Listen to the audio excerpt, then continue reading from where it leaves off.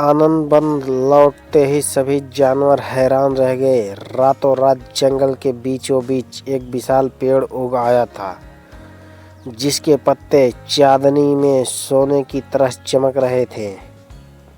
क्या यह प्रकृति का वरदान था या किसी नई मुसीबत की शुरुआत? आइए सुनते हैं रोमांचक कहानी। नमस्कार मित्रों, आप सभी का स्वागत है एक बार फिर से हमारे YouTube चैनल @LovyOfficial.com में, जहां आपको मिलती है हर दिन नई नई प्रेरणादायक, पौराणिक और रहस्यमयी की शानदार कहानियां। अगर आपको हमारी कहानियां पसंद आती हैं तो वीडियो को लाइक, शेयर और सब्सक्राइब करना ना भूलें। तो चलिए शुरू करते हैं मित्रों। 5 दिन की राजा लोमड़ी, भाग 15। जादुई वृक्ष का रहस्य। स्वर्णवन की सहायता करके जब राजा गजराज, मंत्री लोमड़ी और उनके साथी आनंदवन लौटे तो पूरे जंगल में उनका भव्य स्वागत हुआ। सभी जानवर खुशी मना रहे थे। लेकिन अगले ही दिन सुबह खरगोश दौड़ते हुए दरबार में पहुंचा। वह हाँफते हुए बोला, महाराज, जंगल के बीचों बीच एक बहुत बड़ा पेड़ उग आया है। राजा गजराज चौंक गए। एक ही रात में? जी महाराज। रहस्यमय वृक्ष। सभी जानवर उस स्थान पर पहुंचे। उनके सामने एक विशाल वृक्ष खड़ा था। उसकी शाखाएं बादलों को छू रही थी। पत्ते सुनहरी चमक बिखेर रहे थे। फलों से मीठी सुगंध आ रही थी, लेकिन किसी की हिम्मत नहीं हो रही थी कि उसके पास जाए। भालू बोला, यह कोई साधारण पेड़ नहीं है। बंदर बोला, कहीं इसमें कोई जादू तो नहीं? पहला लालच। तभी झबरा लकड़बग्घा बोला, इतने सुंदर फल हैं, मैं एक तोड़कर खाता हूँ। लोमड़ी ने उसे तुरंत रोक दिया। बिना जाने किसी चीज को छूना ठीक नहीं।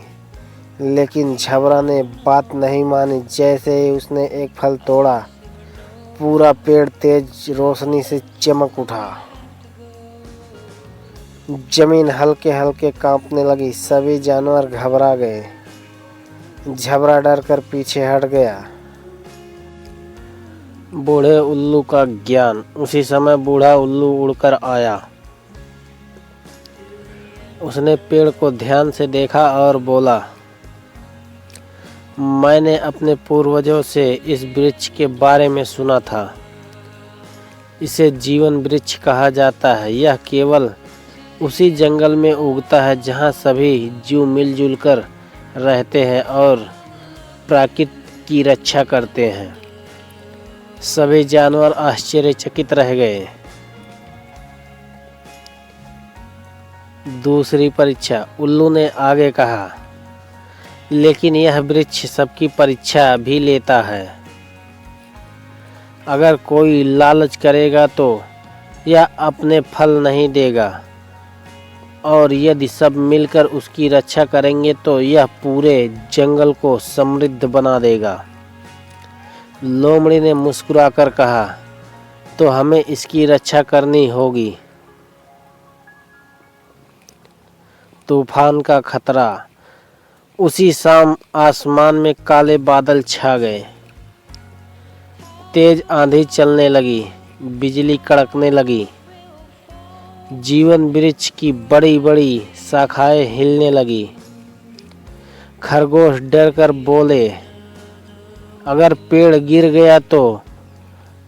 राजा गजराज ने जोर से कहा, हम सब मिलकर इसे बचाएंगे।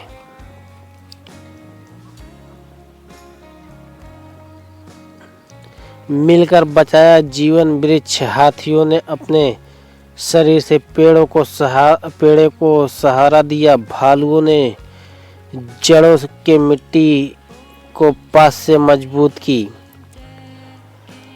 बंदर बेलों को शाखाओं से बांधने लगे। कालू भेड़िया छोटे छोटे जानवरों को सुरक्षित स्थान पर ले गया। तोते दूर दूर तक उड़कर मदद बुलाने लगे। लोमड़ी सबको सही दिशा में काम करने का आदेश देती रही।